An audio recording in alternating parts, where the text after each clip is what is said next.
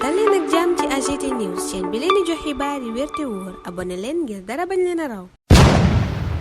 AGT News mbokki internet yu AGT News dal leen ak jàmm. président Bassirou Diomaye Faye moom la sénégalais yi tànn mu nekk juróomeelu président bu réewum Sénégal tànneef boobu sénégalais yi def ci moom nag li ko gën a waral Ousmane Sonko daf cee bokk ndax moom mi nga xam ne moo waroon nekk candidat bu Pastef régime bu président Macky Sall daal di ko koy xañ moo ñu joxoñ waajilee ba bésub 24 mars li ëpp ci sénégalais yi daal di koy tànn mu jiital Ousmane Sonko ci bopp gouvernement bi def ko premier ministre nekkul simple signe de reconnaissance bu muy def jëmale ko ci Ousmane Sonko li waral ñoom ñaar ñuy ànd di gouverner c'est parce que dañoo bokk ay jikko am valeur yu bëri yoo xam ne dañ koy bokk di ko incarner te Ousmane Sonko doon itam référence bu mag a mag ci Bassirou Diomaye Faye moo ko waxal boppam moo am ay kàddu yu seede yu am solo yu mu yëkkati woon ci moom nekkoon kàddoom yu njëkk yu mu yëkkati gannaaw ba mu génnee kaso jàkkaarloo woon ak yeneen membre yi nekk ci coalition Diomaye président doon leen xamal kan mooy Ousmane Sonko lu waral moom mu topp ci ginnaawam ànd ak moom loolee lépp moom Bassirou Diomaye Faye dikkaatoon na ci ñu fas yéene leen koo dégtal doogo dikkaat ci suñu jàngat bu leen fàttee abonné aimé vidéo bi partagé ko ngir ñu bëri dal ci mën a jot kàddu yu seede yi président Bassirou Diomaye Faye defoon ci Ousmane Sonko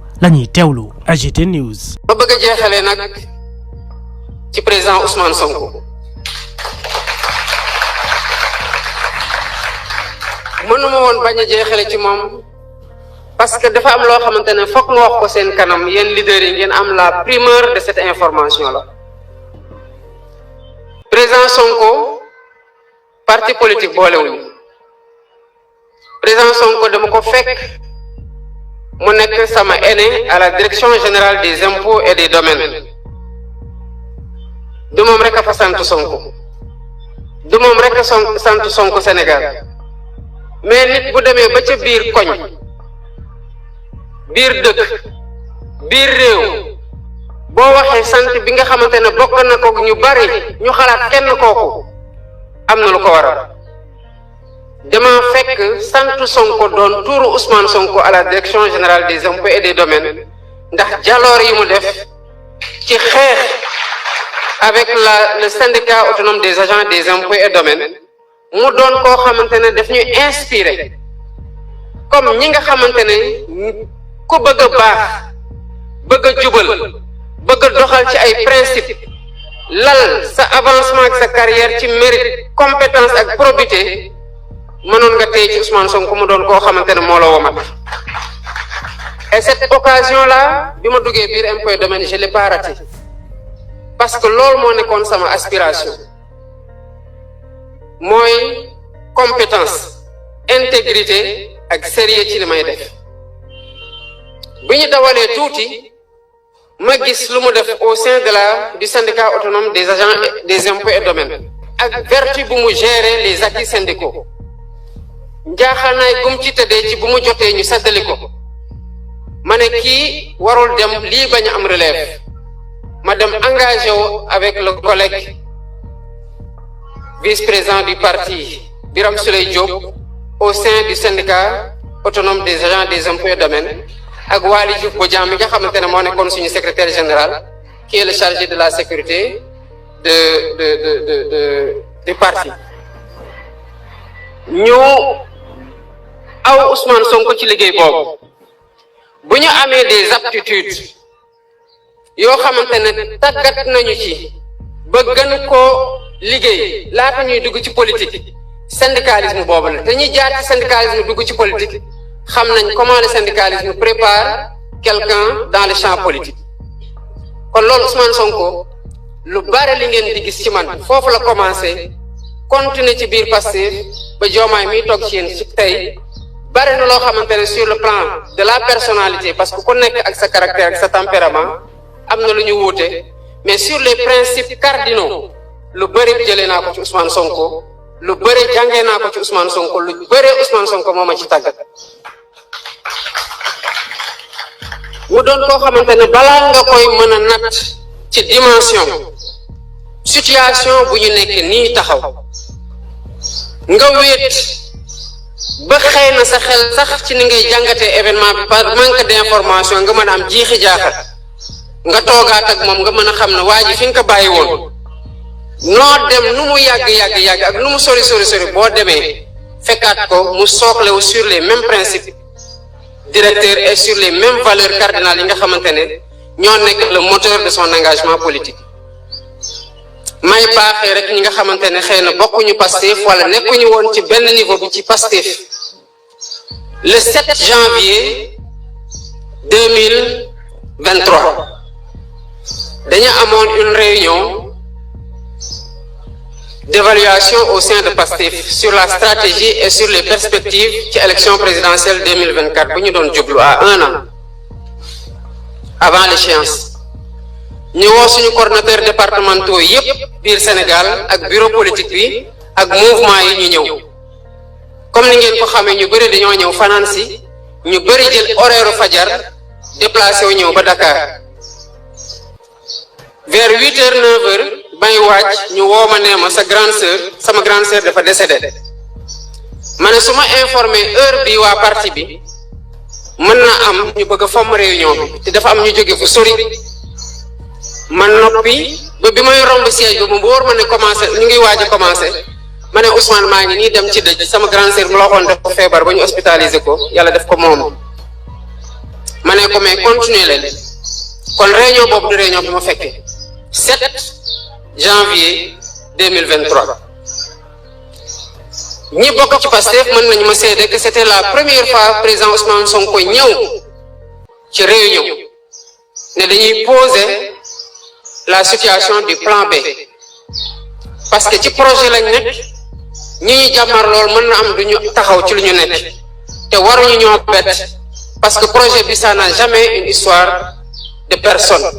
mais une histoire de projet. N'est-ce pas lui qui disait que le Sénégal n'a pas besoin de héros ni de messie, mais d'une masse critique de citoyens qui sont conscients des enjeux. Ma yokkaloon ko ci ne et qui ont le courage d'agir mooy ñii ma jàkkaarlool tey kon Ousmane mosul nekk ci logique u après moi c'est le désert sans moi il y a personne. Ce qui a perdu beaucoup de formations politiques en 2019 et qui en a perdu de plus expérimentés que nous en 2024. Balaay élimination di am ci la def vidéo préparer stratégie boobu ñu ngi koy tere mu wax ci waaye continuer ci di ci xalaat parce que ñun parti bi mettre nañ ko en minorité ci démocratie interne parti bi tënku na ci lu ñu wax mooy waxtaanee ci point bi parce que buñ ci waxtaanee mën na encourager le cas d'en face à s'obstiner vers la liquidation d'un adversaire politique et il y a pas de raison que ñu koy encourager ci loolu ni implicitement ni explicitement loolu moo taxoon ñu bañ ci waxtaan mais mu continuer xalaat ne projet bi dépassé na ko te képp ku nekk Pastef ci loolu la la tàggat ci loolu la lay yar ci biir parti bi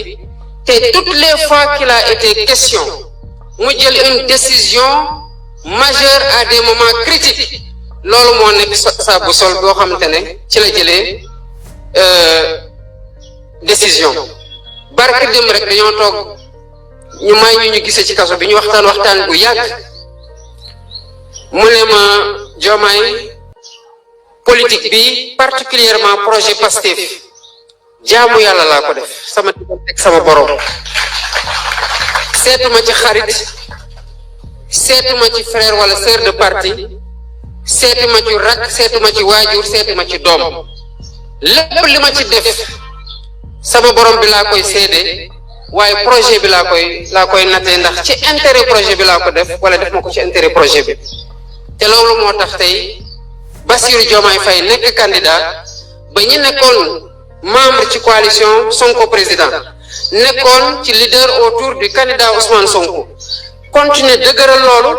ba basculer ko vers la continuité du projet ba ñeneen ñëw fekk si ñu ci parce que xam nañu ci lu ñu nekk nii Sénégal rek moo ñu tax a jóg te ñu doon ay jàmbaar ci fi ñu nekkoon nekk ñoo xamante ne yàgg nañoo distingué wu ci fi ñu nekkoon ba ñëw tey ñu fekkanteeg ñoom ma ko doon wax au président Babacar Diop bu ñu gisee ci prison Cap Manuel ma ne ko suñu génération te quand je parle de génération d'âge dafa mën a am rek du sang neuf mais c'est une génération de conscience parce que li ñu porté nii depuis avant les indépendances ay sénégalais porté nañ ko avant nous et après nous ay nit dinañ ko porté dafa mel ni rek diine la révélation elle est unique mais dafa am ay plusieurs porteurs dans le temps quel que soit le prophète te loolu moo tax ba ku ci mujjee bi daf leen wax ne gëm leen ñi weesu ngeen gëm seen livre yi nga xamante ne moom lañ leen yónnee te lu ñu mën a jàngal nit ki mooy yàlla kenn la moom lañ war a jaamu moom la ñu war a ragal kon génération de conscience bi may wax nii ñi ko porté woon bien avant di xeex pour Sénégal am indépendance am ñu koy xeex di ko xeex dans le parti dans l'opposition jël pouvoir di ko xeex au sein de l'opposition par des principes moo continuer tey kon génération boobu nag dafa am une responsabilité historique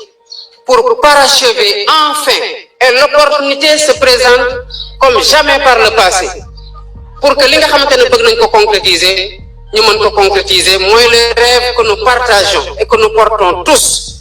d'un Sénégal souverain juste prospère dans une Afrique en progrès. AGT News. kon Bassirou Diomaye Faye ak Ousmane Sonko seen ànd nekkul hasard ñu nekk di gouverner nii itam nekkul lu xëy rek sotti lu ñu liggéey la ay ati ata waaye li ko gën a dëgëra la mooy na ñoom ñaar dañoo ndiroo ay jikkoo lépp nag tegu ci jub ak jubal bi ñuy incarné ba tey fas yéene nag jubbanti réewum Sénégal ba képp ku fi yeewoo rek mën fee dund noflaay nekk ci aafiya te ba noppi nag lépp loo xam ne askan wi dañ ko moomoon ñu delloo leen ko gannaaw ba nga xamee ne régime bi fi nekkoon dafa jël lépp moomale ko boppam séddalem bukki ñu doon def népotisme maanaam jël say mbokk ak ñi la gën a jege jox leen li nga war a séddale askan wi yëpp tey jilee Bassirou Diomaye Faye ak Ousmane Sonko loolu lañ nekk di corriger moo waral ndaw ñi am yaakaar bu rëy a rëy ci ñoom ne at yi di ñëw réew mi coppite bu considérable mën na fee am ba rek képp ku fi yeewoo mën ngaa am njoxtu gu rafet ne lépp dafay baax itam la ñu doon wàlliyaani feneen mën nañu ko am fii ci réew mi ba waral immigration clandestine chômage ak détournement yu dul jeex yi ñu doon dégg ci réew mi dina fi jeex loolu yëpp nag bu ñu ko boolee dafay laaj ñu am jiit yoo xam ne seen loxo dafa set te ñaar ñi la ci la ñu nekk dégg ngeen bu baax a baax kaddu yi nga xam ne Bassirou Diomaye Faye yëkkati na ko jëmale ko ci Ousmane Sonko jéem koo jay baa mu koy waxal lu amul bëri na ci ay sénégalais yoo xam ne jotoon nañoo jëflante ak Ousmane Sonko laata waa jile di dugg ci lu ñeel wàllum politique waaye ñoom ñëpp ñoo bokkoon benn seede ne moom daa mës a jub ci liggéeyam boole woon ci am pas-pas nañu ko génnee ci impôt et domaine ba noppi amul leen luñ ko mën a toppee daf koy firndeel ndax nag ñëpp xam nañu ne bu amoon lu mu fa luuba la régime bu fi jugee da koy fésal ba sénégalais yi teg ci seeni gët boo amoon itam chef d'entreprise boo xam ne jëflante na ak moom ci anam bu ñaaw bu laal mbirum corruption wanoon fésal nañu ko waaye loolu yëpp amul te la ñu mujjee mooy jéem a xool naka la ñuy def ba am ay tuuma yu teg ci ndoddama jéem koo dénigré waxal ka lu amul sosal ko boole ko ci ay mbir yoo xam ne kenn xamul lu mu doona mujjeewuñ ci am ndam ndax tey jilee Ousmane Sonko ak Bassirou Diomaye Faye ñooy jiite réewum Sénégal mu mel ni kon seeni pexey noonu na sax na loolee moo tax nekk ci dëgg rek moo wóor seede yilee président Bassirou Diomaye Faye def ci Ousmane Sonko bu doon nekkul woon dëggantaan ci waa ji mën nañu ne askanu Sénégal duñ ko mës a gëm duñ ko mës a topp ndax bëri na yu fi xew Ousmane Sonko ñuy teg ay tuuma ci ndoddam te teewul woon askan wi dañ ko doon gën a bëgg te ngëm-ngëm ci moom doon gën a yokk ba waral tey jilee alternance bu rëy rëy bi ñu am ba sauver suñu démocratie sauver itam suñu ay koppar jëlee ko ci loxo yu lëndëm ya mu nekkoona teg ko ci loxo yu wóor moo waral nag ñu am ngëm-ngëm ak yaakaar ne réew mi dafay soppeeku AGT News